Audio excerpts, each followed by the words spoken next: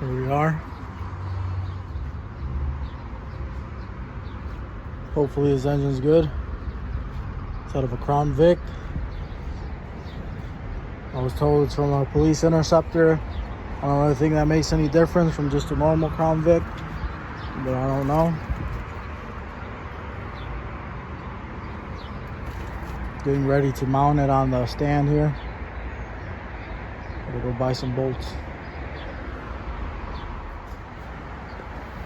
So about this 4.6 from this guy, said it was good. And then I started taking off the exhaust manifold. And I noticed the bolts were really loose on them already. He had already taken them out. And there is oil inside. This engine is burning oil. I also noticed the spark plugs were a little oily.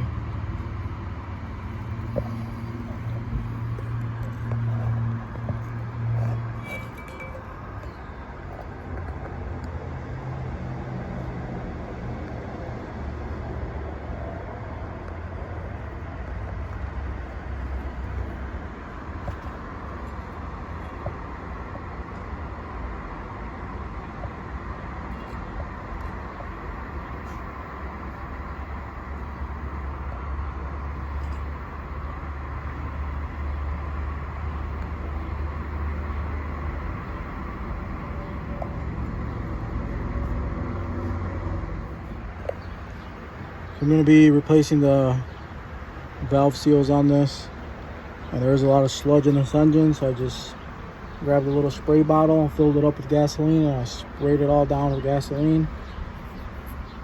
Trying to get all my holes, piston, oil holes nice and clear.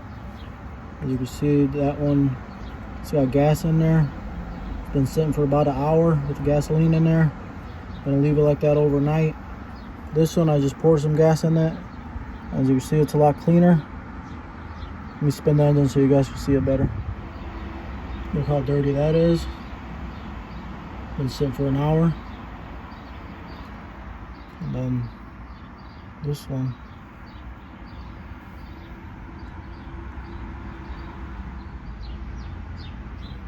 This one here is still clear. Not all dark like the other side. This has only been sitting like 5 minutes.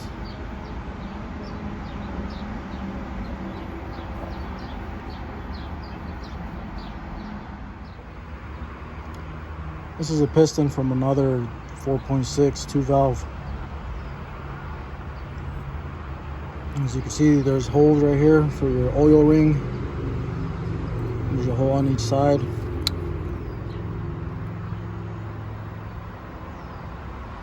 And of course, you got your two big holes for your piston pin.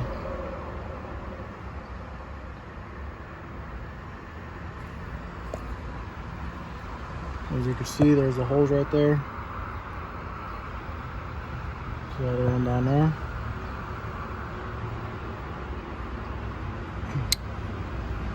So that's why I got them soaking right now in the gasoline. Trying to remove some of that sludge buildup that was in there,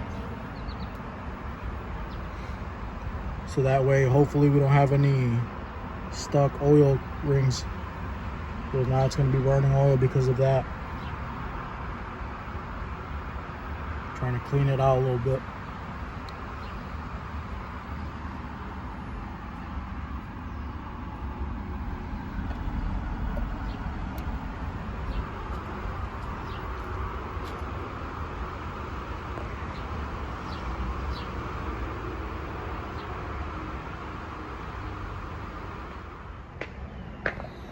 Now I tilted the engine this way a little bit so I could get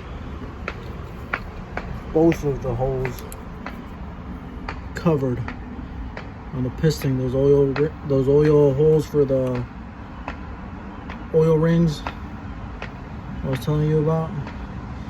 Both sides of the piston are covered on this side. You got gasoline on both sides. On this side here, and then I'll do the other side the same. I'll tip it over, I'll tilt it that way, and then I'll have cylinders on that side filled with gasoline. That way it breaks up all that sludge.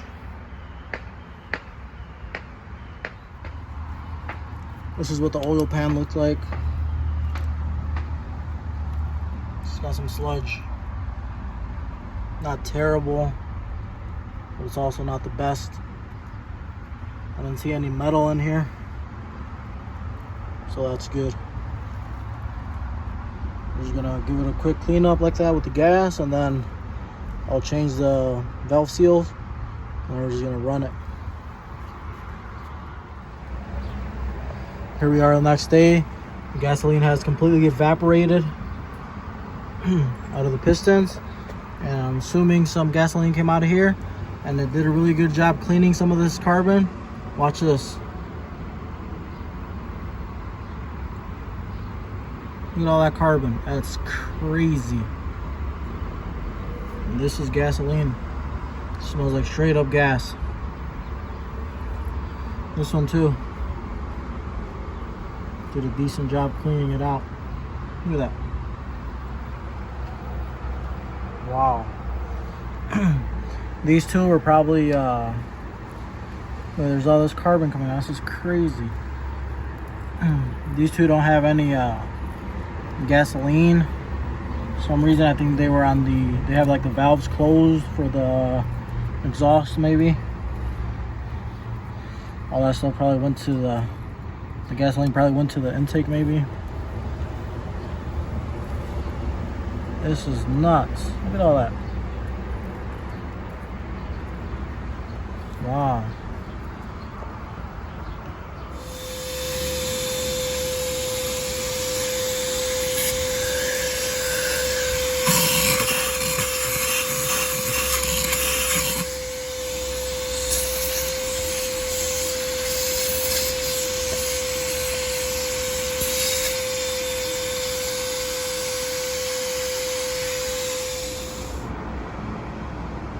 It's got the first spring out. Bang.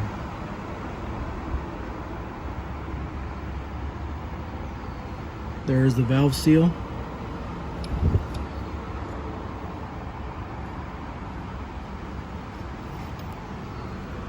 This is the tool I'm using. I got it from Amazon. Goes on your ratchet. This is how I did it. I'm not no professional, nothing like that, but it works for me. You got to spin the crank, and whatever cylinder you're working on, I'm working on this cylinder right now. You got to keep spinning the crank until you see both of these springs come all the way up, so there's no pressure on them, and you put your finger in the or put a piece of paper or something over the spark plug hole.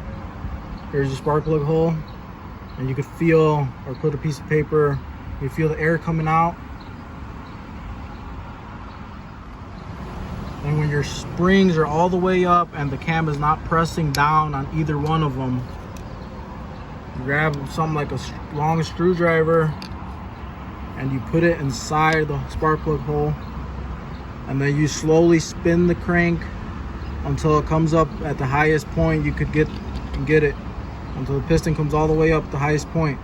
And you'll be able to judge that by the screwdriver. As soon as it starts going down, then you know it's going downward and you got to come back up. So this is as high as I can get the piston in there. Then you take your tool,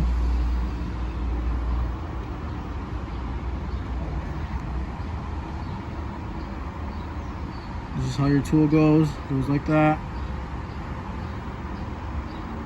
and then you're just gonna crank down on it, and it's gonna push your spring down, and then get the keepers with the magnet out. So I'll show you guys when I do the next one. This is the tool right here, OEM Tools 24434. Let's see how that goes in there.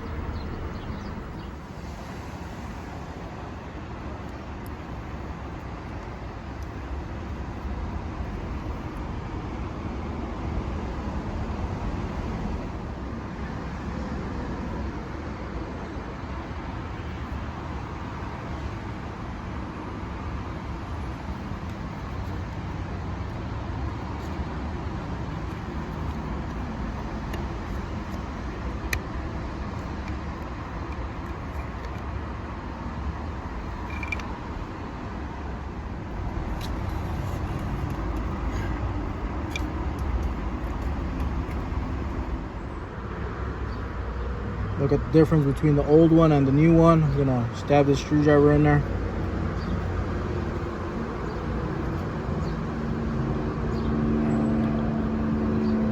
Nothing.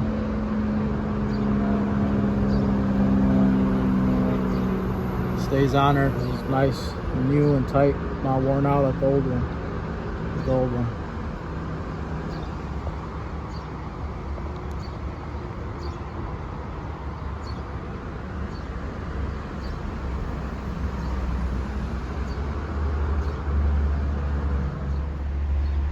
Then I'm gonna keep my valve up by pressing down here with the screwdriver and grabbing the valve from right here with my hand and pulling it upward. That way it gets like stuck on there and holds it up better. So when I put my spring on it, the keepers go in a lot easier because the valve will drop just a little bit. So now that I put the new valve seal in there, it helps keep the valve upward. Once I pulled it up and I had a screwdriver on here pressing down and I pulled the valve up, it stayed in place. This is what it's supposed to look like.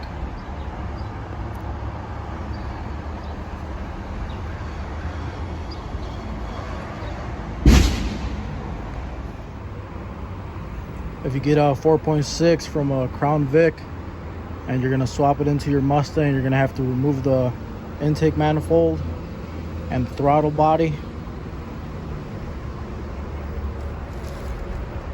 and you're gonna have to remove your fan because the Mustang has electric fans.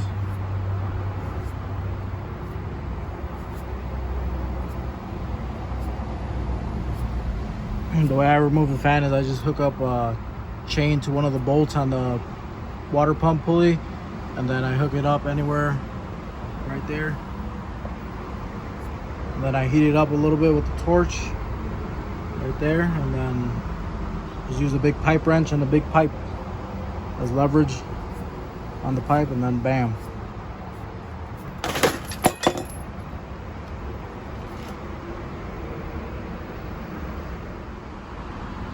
That one tool I ordered from Amazon was a pain to use, so I'm going to return it and use a different one.